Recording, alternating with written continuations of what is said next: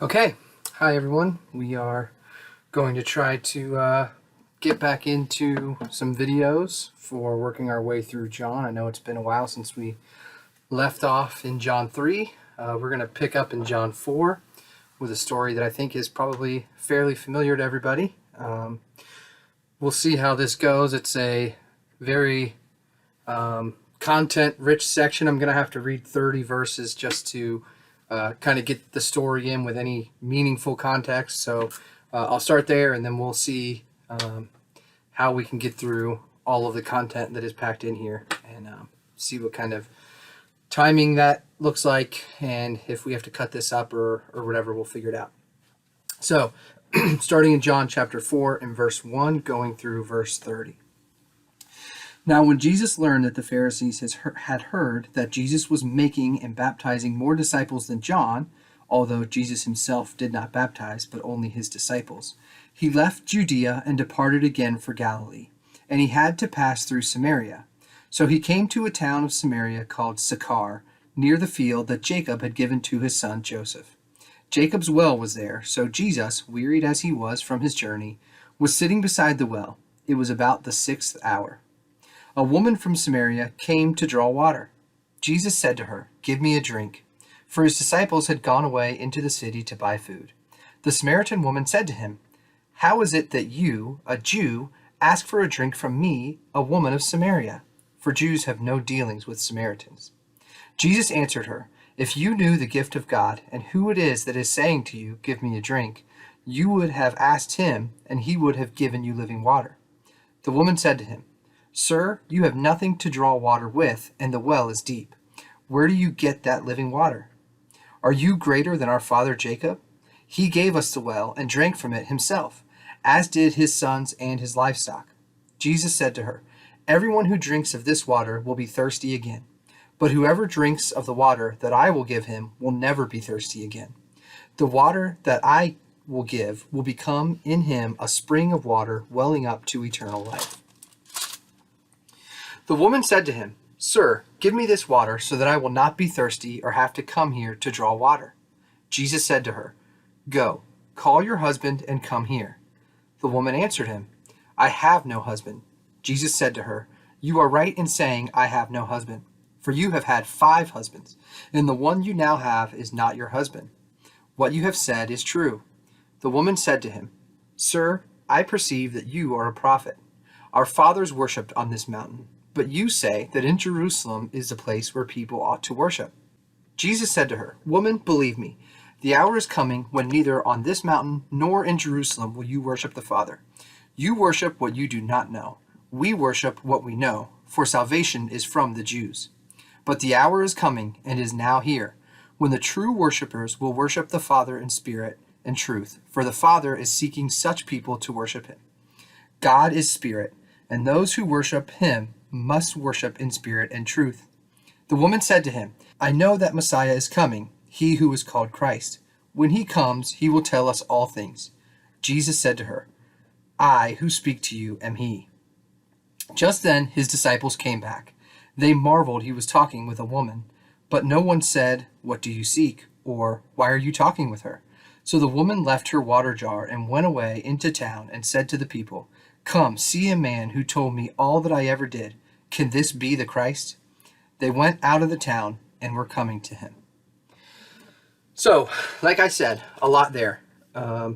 And I've got kind of a few main points that are kind of interconnected, and they all have kind of a lot of sprawling ideas that each one of them kind of generates. So I'm going to just kind of go through them and explore them one by one, see how long that takes, see if it's in any kind of shape that we can break them up into smaller videos, if indeed that's what we need to do, or if it all kind of works, and then we'll leave it how it is. So it's kind of hard to even figure out exactly where to start because there's just so much going on here. The first thing that we see, and for the most part, I'm not going to go verse by verse through this. I'm going to kind of jump around and talk about the story as a whole. But just up front, it's interesting that John has this parenthetical verse in there in verse 2 that says Jesus was not baptizing, but only his disciples. So not really sure why that is significant, but if John puts it in there, it probably is. So we can talk about that separately. But then we get into Jesus actually interacting with this woman. And this interaction is kind of crazy. I mean, even by today's standards, it's kind of crazy, but back then it's really crazy. Everything about this interaction should not be happening. So let's just walk through it from the beginning. So they're going to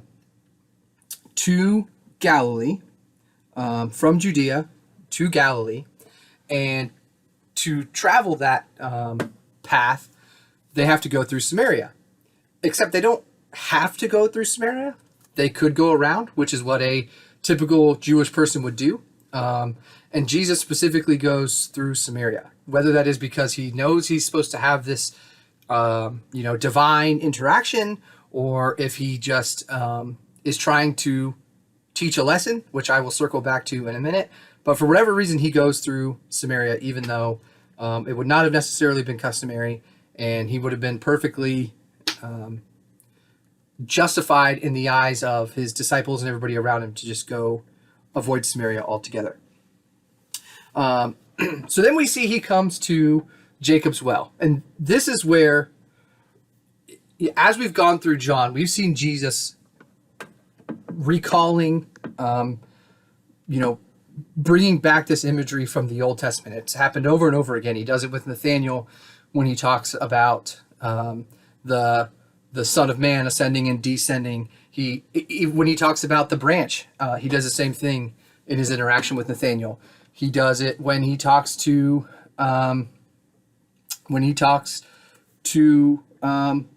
Nicodemus, when he talks about the Son of Man and being lifted up as a serpent. And so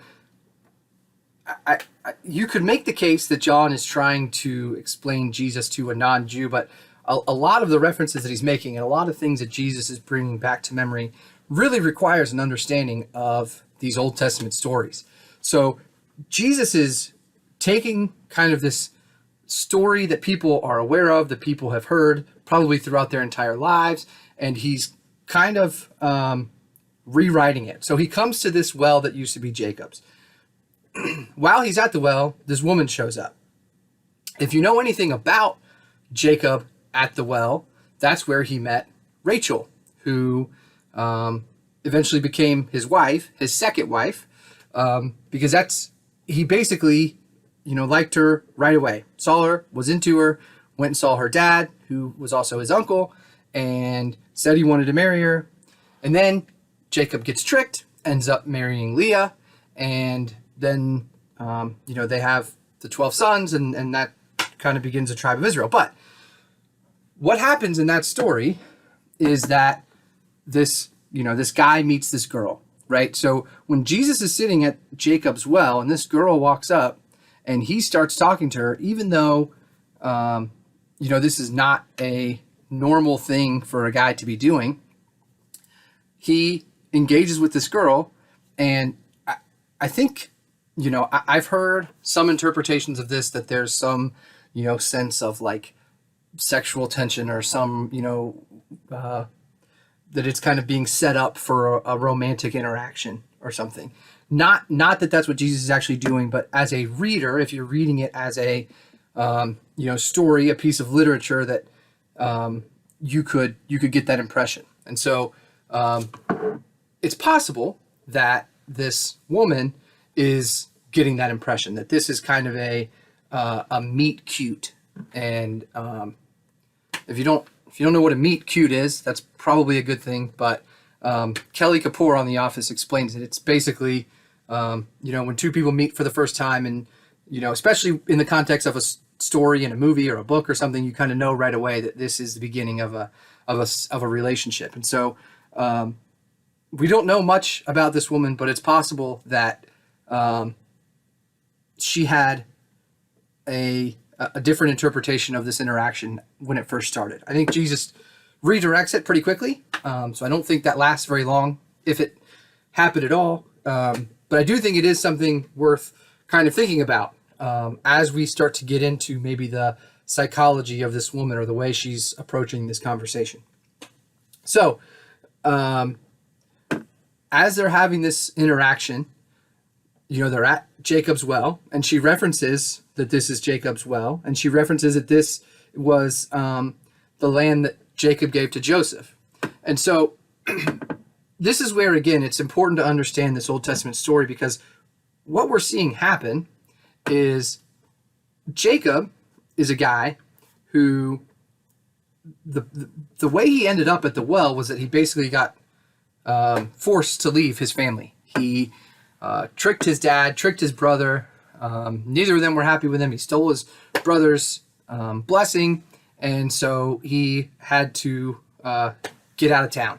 And so he finds himself at this well where he comes upon Rachel and gets involved with her family. And the interesting thing about that is that this is kind of Jacob being rejected. This is Jacob dealing with the fact that he has been rejected by his father and by his brother, and he has to go. And so just knowing that context of Jacob, and again, we know from previously when Jesus references Jacob with Nathanael, he calls him, an Israelite and one in whom there's no deceit, because we know Jacob was a deceiver. And so Jacob kind of has a reputation, but then Jacob has these sons, and the last one is Joseph. And the whole dynamic of Jacob and his sons and Joseph being born, you've got Jacob, who wants to be with Rachel. Laban tricks him. Laban, being Rachel's father, tricks him into marrying Leah, who is Rachel's older sister. And he tells Jacob that how can I give my younger daughter away when my older daughter still isn't married, essentially. And so Jacob has to be with Leah and work for Laban for 7 years before he can get Rachel. And eventually that happens. So now he's married to 2 sisters. And Leah gives him a bunch of sons, and Rachel doesn't give him any sons. And so in a scenario that's a little bit reflective of Sarah and Abraham, Rachel tells Jacob to reproduce with one of her servants. Eventually, Rachel does give Jacob a son, and that's Joseph, and that's who's being referenced here. And so just thinking about that whole story, I mentioned that Jacob was rejected by his family. If you look at this whole scenario, Leah was rejected by Jacob. Jacob was essentially rejected by Laban. Rachel ends up feeling rejected because she's not giving Jacob the son. And then Rachel finally does give Jacob the son, and it's Joseph. And if you know the story of Joseph, what happens? He gets rejected, right? So Joseph ends up, he's the youngest brother. He has some dreams about essentially ruling over his brothers. They don't like it. They are ready to kill him. And then Judah, his oldest brother, stops it and says, wait, no, don't kill him. We can get money for him. Let's trade him into slavery instead. And then we'll go back and tell Dad he was killed. Because he's got this coat of many colors that they're all jealous of. We'll put some blood on it, take it back, tell Dad he's dead. End of story. Of course, that's not the end of story. It circles back around and Joseph ends up saving them. But at this moment, Joseph's place in life is as this rejected person. And so you've got Jacob, Leah, Rachel, Joseph. Everybody is just being rejected by everybody around them. They're all experiencing this idea of either not being wanted or being lesser than, or somehow not living up to what the people around them want from them. And so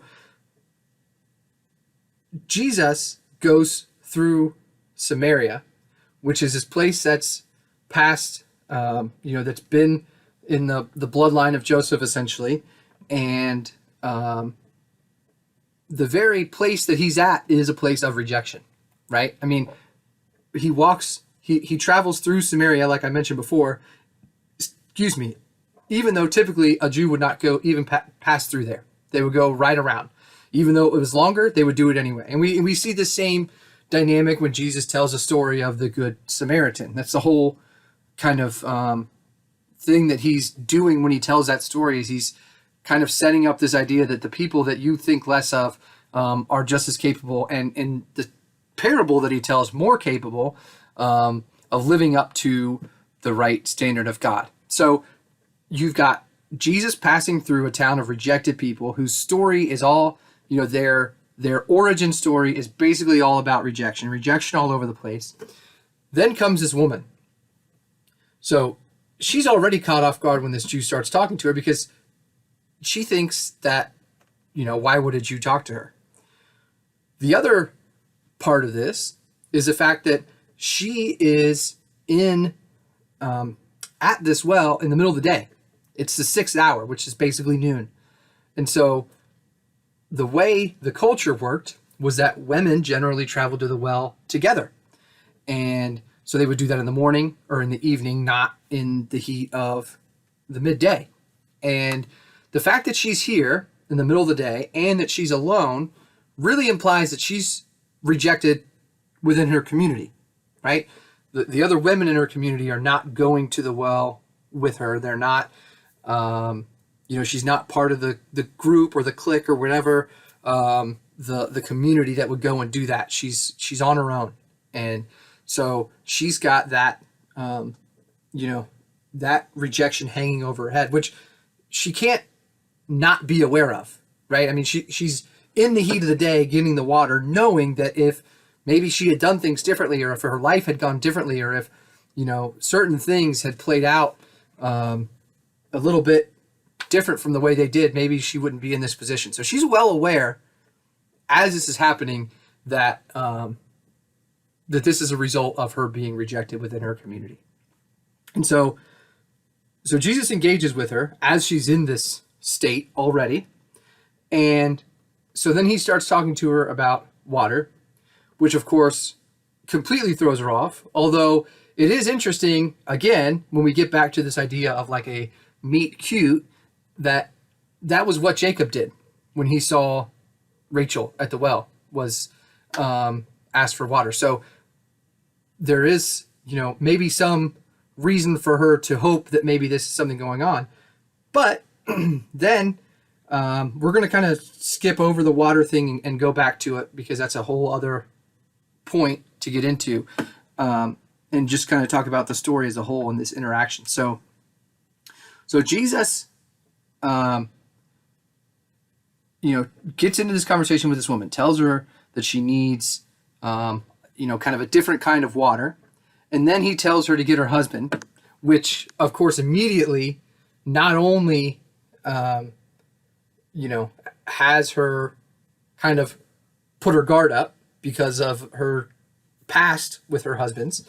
But then it also starts making her think that maybe there's something a little bit different about this guy, even though she already knows there's something different about this guy because he's a Jew and he's at a well with her asking for water. But she starts to understand that maybe there's something bigger going on here, I think. And she certainly does when he tells her that he knows that she's been married 5 times and now the person she's with is not her husband. So, she responds, I don't have a husband. And he says, you're right. You're with somebody, but he's not your husband. And you've had 5 husbands and none of them worked out.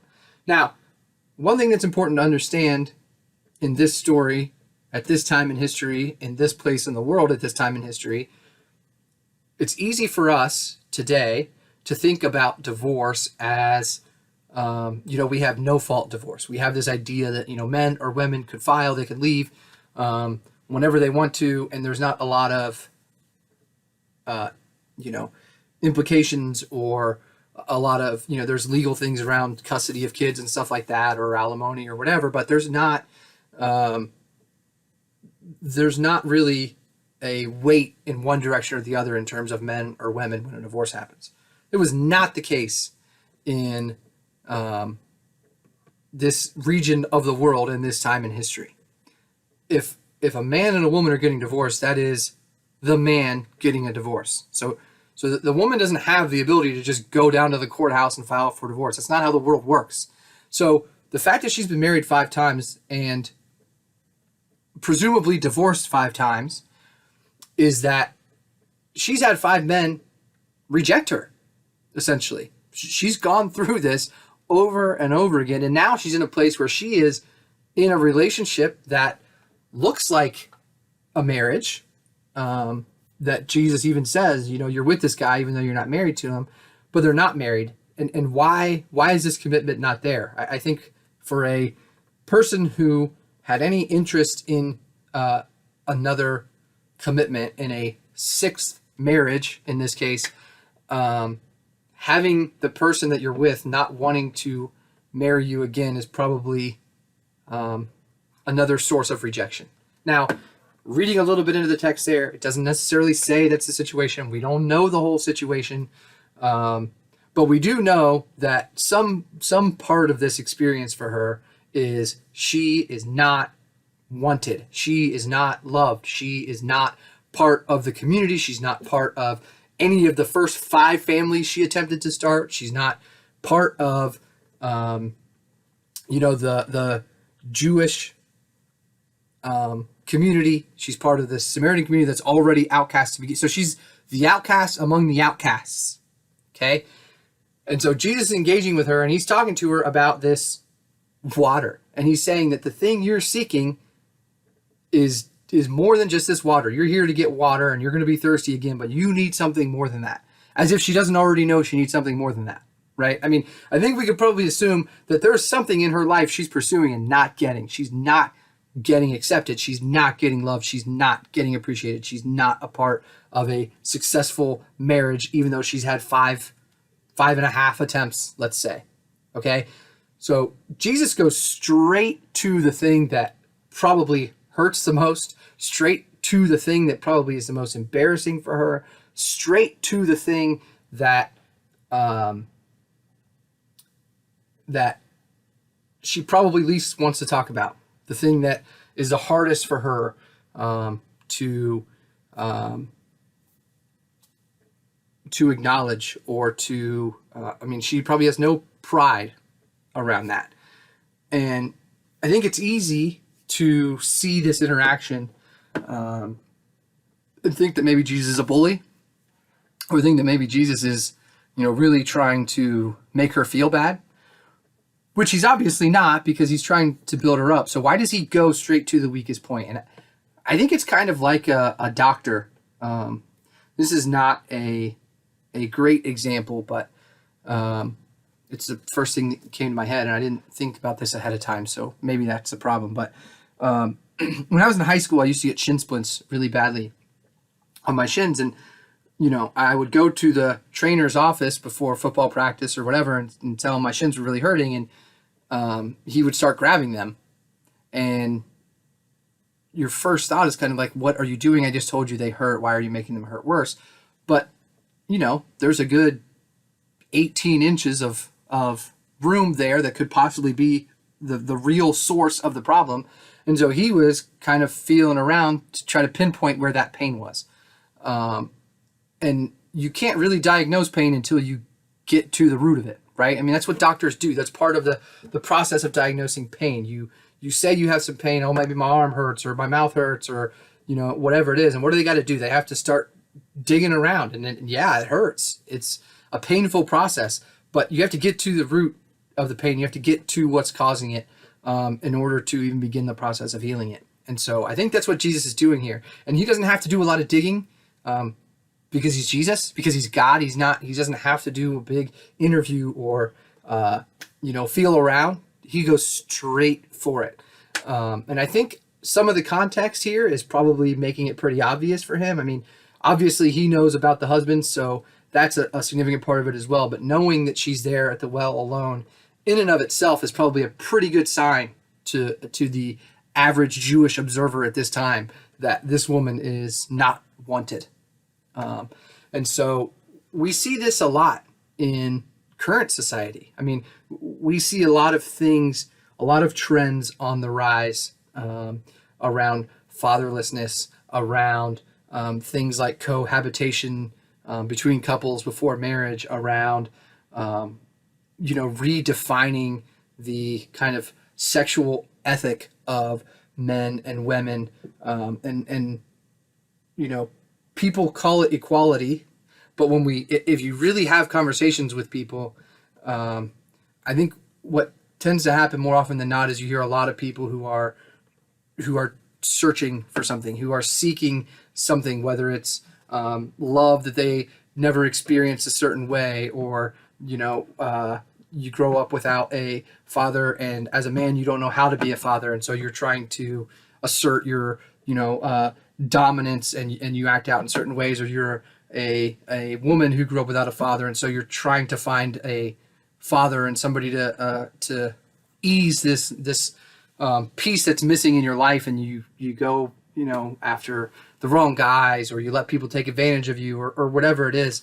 And I think that's what we're probably seeing here in this woman. I don't think in my commentary for the Bible that I just read out of, it calls her an immoral woman, which is interesting because so far in this commentary for any other character in the Bible, it doesn't refer to them as, it doesn't refer to David as an immoral person, or Abraham as an immoral person, or Jonah as an immoral person, even though we know all those people were immoral. We know they did a lot of things that they shouldn't have done, and they're well documented. This woman has one section, 3 paragraphs in the Bible, and the one thing we can boil her down to is the fact that she's immoral. And I think that that's an easy, step to take, an easy analysis, a lazy, I should say, analysis to say that, the one thing we know about her is that she's immoral. I think we know a lot about her. I think she's looking for something. I think she's looking in the wrong places for it. I think that she is a very good representation of a lot of our current culture, a lot of our present world that we live in, is people with something missing in their life. I'm not going to say she had a God-shaped hole in her life, but that's kind of what it is. And she's, she even has this interaction with this guy, and potentially when they first start talking, she gets a little flirty, even though she's already been married 5 times and she already has this other guy that she's with. But what does she know? What does she know about men that they don't care about her? She may think that her only value is what she has to offer sexually. Again, very common, even to this day. Maybe that's why the other women don't want to go to the well with her. Maybe they're jealous of her. Maybe they're afraid of what she might do with their husbands if she has a chance. Maybe she doesn't know how to connect with them because she doesn't have any, sense of identity in her life. She's always looking for somebody to provide that for her. And all these things are happening. And, again, the backdrop for all of that is just nothing but rejection. She lives in a town that represents rejection. Her ancestors' origin story is rejection. And here she is, the culmination of all of those things here, talking to the creator of the universe and the savior of mankind. And he says to her, what you're looking for is not the right thing, essentially. There is something bigger. There is something better. And she even kind of comes back with a little bit of a snarky response about, where you're supposed to worship, which temple is the appropriate temple, because Samaritans had their own temple, and they had their own version of the Old Testament. They had their own kind of version of what God was, and they weren't Jewish. They shared that common ancestry, and they all kind of go back to Jacob. But there was a little bit of a rivalry there. And again, another kind of idea of rejection, that there's a right place to go worship God, and she wasn't there. And that's kind of what her rebuttal is. It's like, don't come at me, man. Like I'm, you can call out me and my husbands or whatever, but we're trying to do the best we can. And this is, we're going and worshiping here, and you're telling us that's not okay. Nothing is good enough for you. And basically what he's saying is, you're thinking about the wrong things, right? It's true that your life is not good enough for the people around you. Your life is not good enough for the, Old Testament law. Your life is not good enough for the 5 men that you married before. But what I'm here to tell you is that it doesn't matter what those people think, because I'm the Messiah. And this is the first time we see in the book of John that Jesus makes this claim. He talks about the Son of Man. He implies that he's the Son of Man. But this is the first time he just says outright, this Messiah that you're talking about, that's me. And that's kind of what she needed to hear. That's what the kind of reassurance that she needed, and the ability for her to get her head straight, to get her life straight, to get some clarity about where she fit into the world, was for Jesus to say, you don't need that stuff. The water that you're trying to get is just going to make you thirsty again. The things of this world. He specifically says, and this is verse 24, God is spirit, and those who worship him must worship in spirit and in truth. This is the same thing we saw previously. I think it was just back in, I shouldn't try to search for this on the fly. But this idea of spirit and truth, certainly this idea of the spirit is being referenced repeatedly. And when Jesus talks to Nicodemus, he says the same thing, this idea that that you need to be baptized in the Spirit, not just by water. You need to be reborn, born again in the Spirit. And so he's making this comparison again between water, which is the natural world, the thing that sustains the world that we live in, sustains us as individuals, sustains our society, sustains our ability to function. Everything, in the ancient world, from this period that Jesus is living in, back to, the beginning of time, the world that Jacob lived in, to our day and age today, water is crucial. It drives everything. This is a world that's constructed around this basic element of life. And he's saying this basic element of life is not the most basic element of life. There's more basic than basic, and that's me.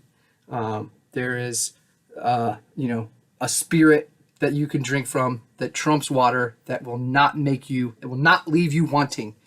And he's trying to drive that point home to her. And so to take a step back from all that, there's a lot there, and I kind of touched a little bit on everything. There's some more to get into that I'll skip over, or maybe we'll circle back to it, or maybe it'll end up not being all that significant. But I do think it's important to tie all this together. So there's this whole story, and there's this woman who's struggling, and Jesus is finding her, and there's all this background and context, and John is packing in all these details that let us know that Jesus is essentially rewriting this story. I'm trying to kind of gather my thoughts. I'm trying to say 5 different things at the exact same time. So let me kind of work through this. I've said this a lot, that we have a tendency as humans to see ourselves in the stories that we're reading. And I don't think that that's necessarily a bad thing. I think our lives are stories. We connect with stories. We think in narratives. That's the way we understand the world. But I think one thing that is dangerous, that I think is very, very common, is seeing a story of Jesus interacting with somebody, and especially if it's a story where Jesus is helping somebody or healing somebody, and identifying ourselves with that person. I'm the woman at the well. I feel rejected, and Jesus, if I just run to Jesus, he'll fix that. I'm like the crippled man who's getting lowered down into the ceiling. I'm broken. I'm hurt. I need something. I go to Jesus, and he fixes me. I'm the woman who's bleeding in the crowd who touches Jesus, and he fixes me. I'm Bartimaeus, and I'm blind, and I go to Jesus, and he fixes me. Notice we don't really do that with Nicodemus. We don't do that when Jesus is calling somebody out. We don't do that with the harsh conversations that Jesus has. We don't do that with the Pharisees and the Sadducees. We only do it with the people who are hurting, that he has compassion on. But I think when we do that, we're really, really missing the point. I think it's important to recognize that Jesus does that. I think if we're hurting and we're broken, we can know and have assurance that Jesus loves us and cares about us, and wants us to drink of the fountain that will not allow us to be thirsty again. I believe all of those things are true, but I don't believe that that's where the story ends for us. And it's not where the story ends for this woman either. And let me just read the last 3 verses here, starting in verse 28. So the woman left her water jar and went away into town and said to the people, "Come, see a man who told me all that I ever did. Can this be the Christ?" They went out of the town and were coming to him. So what is the outcome here? It's not that she's healed or she feels better or she feels loved or the God-shaped hole in her life is filled. That's not the end of the story. That is a way of preparing her for what her real calling is, what her real mission, her real purpose is, which is to go and tell people. And I think that is where it's easy to end the story at, okay, I'm better. Great. Thanks, Jesus. Move on. Okay. And I think that we really need to try to break ourselves of that. And when I say ourselves, I mean me too. I think it's easy for all of us. And I think that, when we're looking at the story of Bartimaeus, when we're looking at the story of this woman at the well, when we're looking at the man being lowered through the ceiling, the woman who's bleeding in the crowd, what we should be paying attention to is Jesus. That's what we should always be paying attention to. The person in the story who matters the most is Jesus, period. So while it's comforting to know that he does those things for people, it helps us to know that we can potentially have that same healing experience or that same fulfillment that he provides. It's not what the purpose of the story is. The purpose of the story is to see what it means to be like Jesus, and our goal is to represent that in the world every single day. And we can't represent Jesus if we're hung up on how we're this woman, or how we're hung up on how we're, this guy or that guy, or whatever other scenario we're looking at.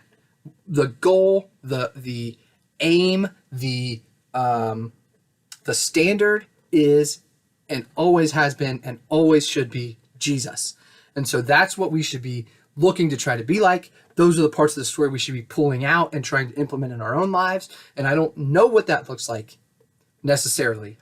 We have a lot of examples of what he did. He found her pain. He told her that she didn't have to be defined by that. He encouraged her to, find something bigger. And when he's saying find something bigger, he's talking about himself. And when we're talking to people and we have the opportunity to point them to something bigger, we should be pointing them to him as well. He is the something bigger. He is the something that makes life livable, that overcomes the rejection of the world. He experienced the rejection of the world to an extent that we can't even understand. Even this woman who's at the well in the heat of the day by herself, rejected, 5 times divorced, does not have the experience of being, we don't know how her life ended up, but we know at this point she does not have the experience of being nailed to a cross and mocked and paraded in front of a crowd of people to be, killed in the most embarrassing way that they possibly could. Jesus lived the life of rejection to show us that it's not human acceptance or human fulfillment, whether that's being appreciated or having lots of followers or telling people they like you or think you're pretty or wanting to sleep with you. None of those things are what fulfills a person. And that is a story that Jesus is trying to drive home to us. And he's trying to tell us that if we're not seeking him and allowing him to be our fulfillment, we can't be valuable to other people in that way. And that is the ultimate goal. That is the pursuit that we should all be on. How do we not become the woman at the well as soon as it clicks for her, but be the woman at the well as she's going and making disciples, as she's going and telling people, this is the guy that you should be following. He is what we've been waiting for. He is everything that we hoped he would be. And so we see Jesus rewrite this whole story. It's interesting, even when he talked to Nathanael, he talked about, the angels ascending and descending from the Son of Man. And that was a specific reference to Jacob at Bethel, when Jacob has the dream about the ladder going up to heaven and angels ascending and descending. And so when that place becomes known as Bethel, which means the place of God. And so this argument that this woman tries to have with him about, what's the appropriate place to worship God? And he's saying, God is not a place. He's rewriting her whole understanding of the world, and not just hers, but all of ours. We have the benefit today as we look at the Gospels and the New Testament of reading Jesus into the Old Testament. And I think most of us are familiar with that idea. I think most of us do that. I think most of us see the Old Testament as kind of precursors and archetypes and, stories that are setting up this coming Savior and setting the context for humanity and the ways that they fail and the ways that they don't live up to God and how God's character continues to be revealed through, both their successes and their failures. And what Jesus is doing is whatever people thought about Jacob, this was obviously something that was important to this woman. Jacob and Joseph both were people that she invokes pretty quickly as, people who he obviously would have known and people who have some stature or status. She says, do you think you're better than Jacob? Jacob is Israel. Jacob is the father of this whole tribe that is God's people. And Jesus is redefining Jacob as not just the guy who fathered this nation, but he was also a flawed person. He was also rejected. He also had a lot to overcome. Another person that I didn't mention another example of where Jacob was rejected was the second time he was going to see Esau. And he wasn't necessarily rejected, but he was expecting to be rejected. And he was scared to see Esau again because he didn't know what Esau was going to do after he had spent time with Laban and his family, and he had married Leah and married Rachel and already had his own family, and he's traveling back and he knows he's going to see Esau. And it's like the night before, he knows Esau's coming. He has somebody run ahead basically and engage with Esau. And that's when he wrestles with God. He has to have a confrontation with God to understand his place in the world, to understand, the right way to approach these things. He was the deceiver. He becomes deceived by Laban that turns around on him. He has these two sister wives, literally sisters, who are in this constant rivalry to give him sons. And then he has his own brother to deal with.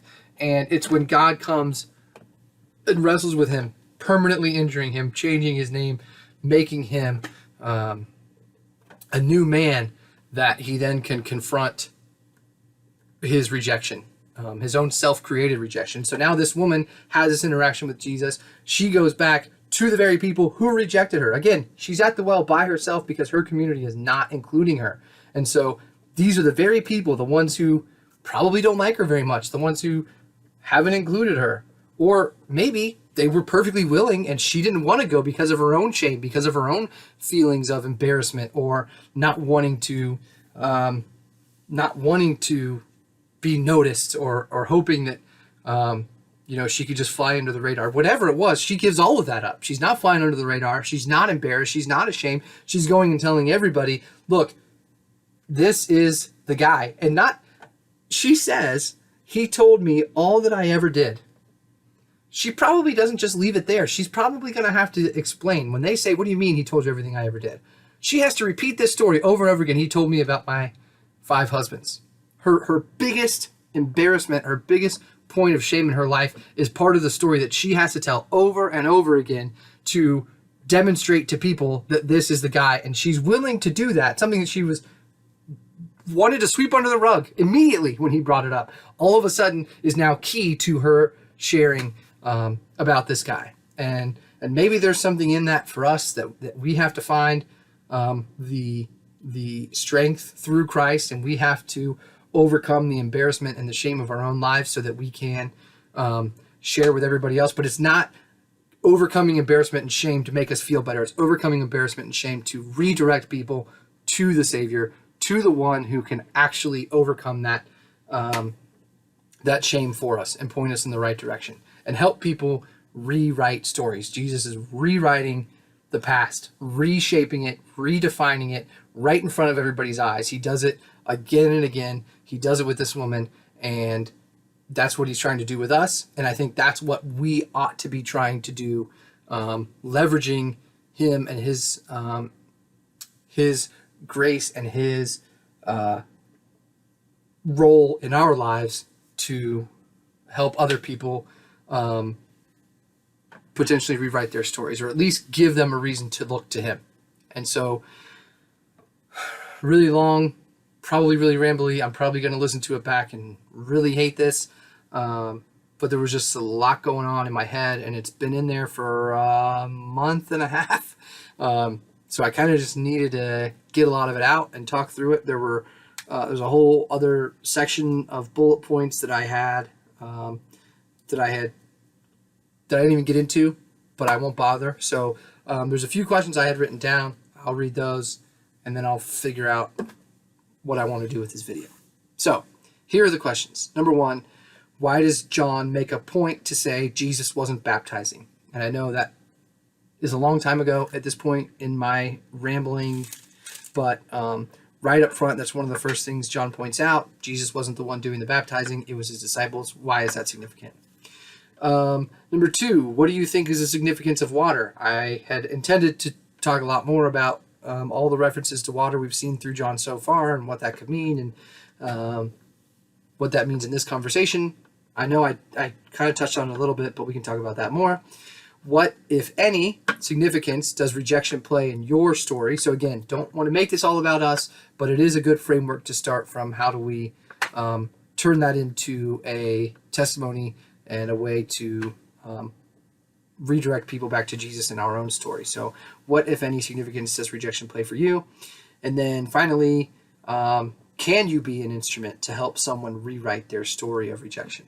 So is that something you feel confident in doing? Is that something that you think you would need more help doing? Is that something that you have experienced somebody else doing for you, but you don't necessarily know how to do it? Or maybe you know how to do it and you can give us all some insights or share some of your experiences. So hopefully that gives us enough to stay busy, and we'll see how this video comes out. Thanks.